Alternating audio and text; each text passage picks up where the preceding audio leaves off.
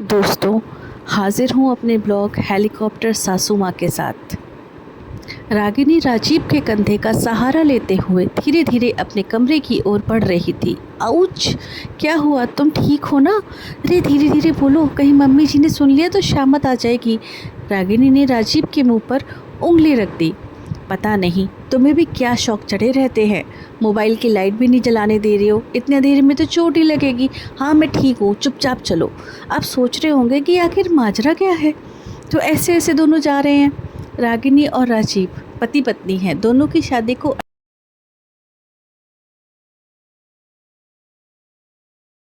8 साल हो चुके हैं, लेकिन आज भी रागिनी को अपनी हेलीकॉप्टर सासू माँ से बहुत डर लगता है। मैंने सासू माँ को हेलीकॉप्टर सासू माँ क्यों कहा, ये भी आपको आगे बताऊंगी, लेकिन अभी की परिस्थिति से आपको अवगत करा दूं। रागिनी को हमेशा से ही मानसून के मौसम में अपने पति के साथ हल्की हल्की बूंदाबांदी में लॉन्ग ड्राइव पर जाना, गाड़ी का शीशा नीचे करके बारिश की बूंदों को अपनी हथेली पर सहेजना और गर्मा गर्म चाय पीना बहुत अच्छा लगता है। इसलिए रागिनी और राजीव ने तरकीब निकाली कि सबके सोने के बाद चुपचाप से रात में चले जाएंगे। कई सालों से सासू माँ की नाक के नीचे उनके प्यारे बेटे को लेकर रागिनी उड़ जाती है। आज भी वह दोनों निकल गए थे और अब अंधेरे में ही चुपके चुपके अपने कमरे में पहुँचते हैं। वाह रागिनी, आज तो सच में मज़ा आ गया। जानती हूँ जी, आपका हाथ पकड़ के वो बारिश को महसूस करना बहुत अच्छा लगता है मुझे। रागिनी मन ही मन रोमांटिक हो रही थी। अरे एक बार बच्चों को तो देख लो जरा, मम्मी जी के पास सोए थे ना। हाँ हाँ, नज़र डाल ली है, दोनों आराम से सो रहे हैं अपनी दादी माँ के साथ, बहुत आराम से सो रहे हैं। चलो फिर मुझे भी सोने दो, सुबह बहुत जल्दी उठना है, बहुत सारा काम है। अच्छा जी, ऐसे कैसे? अपनी माँ से झूठ बोलकर चुपचाप घर में सबको बंद करके मैं जो तुमको रात में लॉन्ग ड्राइव पर ले गया उसका क्या? राजीव ने रागिनी को अपनी बाहों में भर लिया। अगली सुबह भी रोजाना की तरह ही थी, लेकिन पिछली रात का खुमार रागिनी के सर से अभी उतरा नहीं था। बहू, ये कैसे हाथ चला रही हो? लल्ला के ऑफिस जाने का टाइम हो गया और तुमसे अभी तक नाश्ता नहीं बना। हटो यहाँ से, तुम जाकर बच्चों को देखो, मैं करती हूँ। ऐसा अक्सर ही होता था जब सासू माँ रागिनी को रसोई से बाहर निकालकर खुद ही अपने प्यारे बेटे के लिए खाना बनाने लगती थी, और सिर्फ बनाती नहीं थी बल्कि बड़े प्रेम और मनुहार के साथ उसे परोसकर अपने ही हाथों से खिलाती भी थी। आज भी यही हुआ। आज भी रागिनी ने बच्चों को तैयार किया। इतनी देर में सासू माँ ने सभी के टिफ़िन तैयार करके नाश्ता डाइनिंग टेबल पर लगा दिया, और अब दोनों माएँ अपने अपने बच्चों को बड़े प्रेम से खाना खिलाने में व्यस्त हैं। राजीव के जाने के बाद, बच्चों के जाने के बाद सासू माँ ने और रागिनी ने नाश्ता किया। बहू सुन, अगले महीने तेरी शादी की सालगिरह है ना, क्या सोचा है तूने? मम्मी जी, इसमें सोचने की क्या बात है, सब लोग साथ में जाके डिनर करेंगे। इधर मेरे सामने बैठ जरा। रागिनी घबरा गई, लगा क्लास लगने वाली है। मैंने कुछ सोचा है, कहकर मम्मी जी ने वहीं पास में रखे हुए अपने बटुए से सारे पैसे निकालकर रागिनी के हाथ में रख दिए। मम्मी जी ये क्यों? बहू तू कहीं घूमने का प्लान कर ले, मेरे पास तो इतने ही पैसे हैं, बाकी का जुगाड़ तू और राजीव कर लेना। सासू माँ तो अपनी बात कहकर चली गई, लेकिन रागिनी सोच में पड़ गई। आखिर एनिवर्सरी पर घूमने का प्लान तो पति के साथ करते हैं, मम्मी जी और बच्चे को साथ क्या प्लान बनाऊं? इसी सोच में रागिनी 8 साल पीछे चली गई। शादी तय होने से लेकर शादी होने तक रागिनी ने अपनी सासू माँ में अपनी माँ को देखा। इतना प्यार, इतनी ममता। कभी कभी शक होता था कि शायद ये सब सिर्फ दिखावा है। सासू माँ अपने इकलौते बेटे राजीव से हद से ज़्यादा प्यार करती हैं। राजीव के इकलौते होने का भी एक कारण। क्या हुआ कि राजीव के पिता 2 भाई, मगर राजीव की दादी को सिर्फ़ और सिर्फ अपने छोटे बेटे से ही प्यार था। बड़े बेटे को किसी ज़रूरत के कारण ही पूछा जाता था।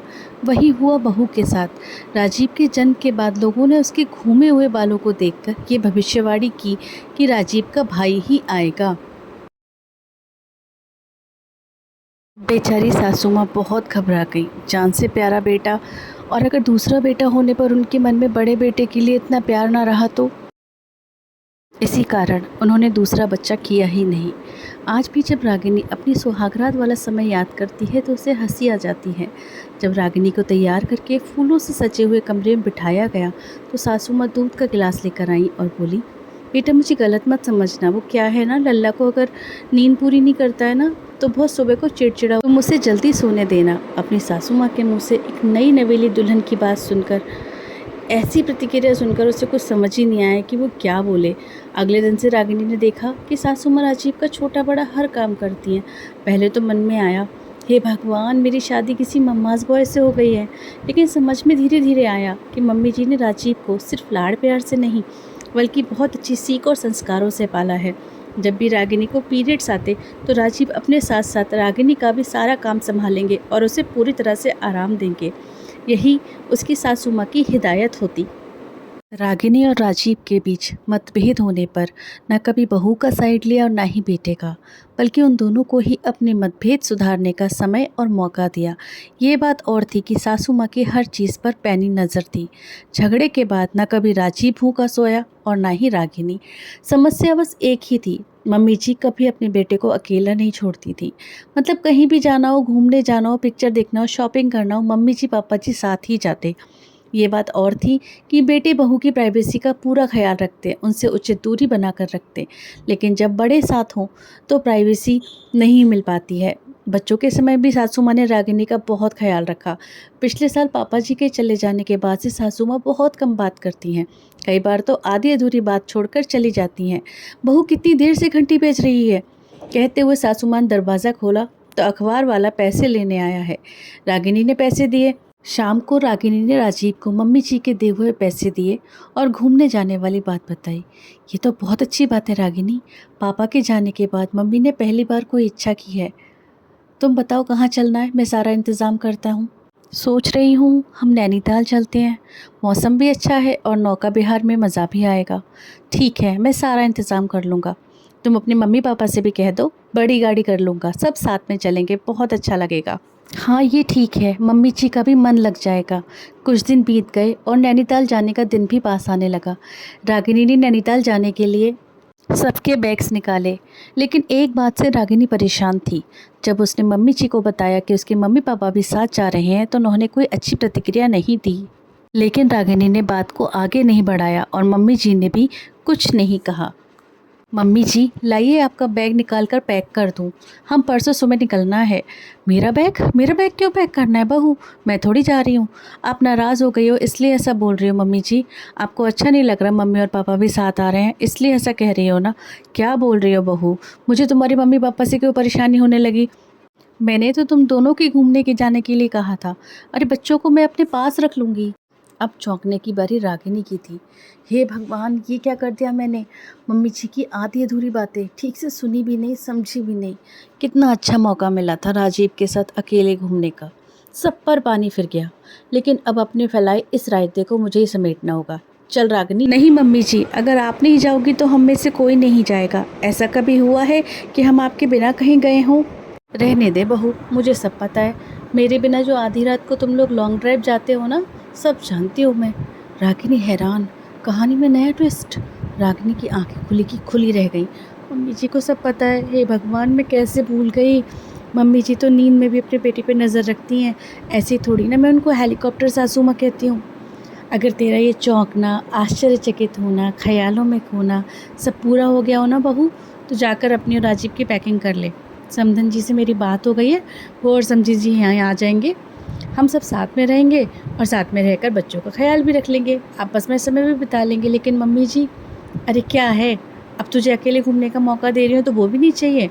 आधी रात में बारिश में मेरे बेटे को बाहर ले जाती है मुझसे छुप छुप कर, तो उन्हें याद नहीं आती है मम्मी जी की।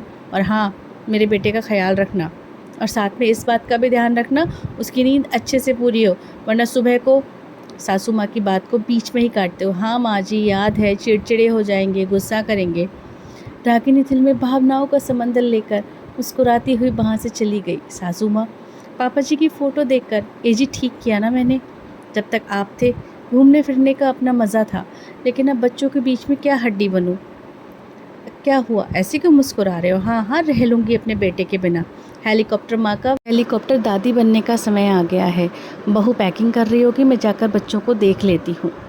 दोस्तों, कहानी काल्पनिक है। सास बहू के ऐसे रिश्ते की कल्पना मैं अक्सर किया करती हूँ। आप मेरी इस कल्पना से खुद को कितना जोड़ पाए हैं। रागिनी और सासू माँ के बीच का ट्विस्ट आपको मज़ेदार लगा, अच्छा लगा। उम्मीद करती हूँ आपके दिल को गुदगुदाने में कुछ सफल हुई होगी। आपको कहानी पसंद आई हो तो प्लीज़ इसे शेयर कीजिएगा और मेरे पेज को लाइक करके मुझे अनुग्रहित कीजिए। आप सभी का बहुत बहुत बहुत सारा धन्यवाद।